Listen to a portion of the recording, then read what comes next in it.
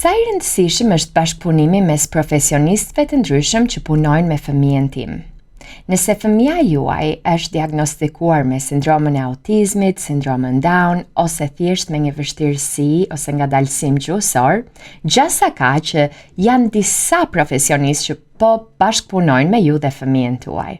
Për shembull, fëmija mund të ketë një logoped, mund të ketë një psikolog, gjithashtu mund të ketë një mësuese ndihmëse në ambientet shkollore.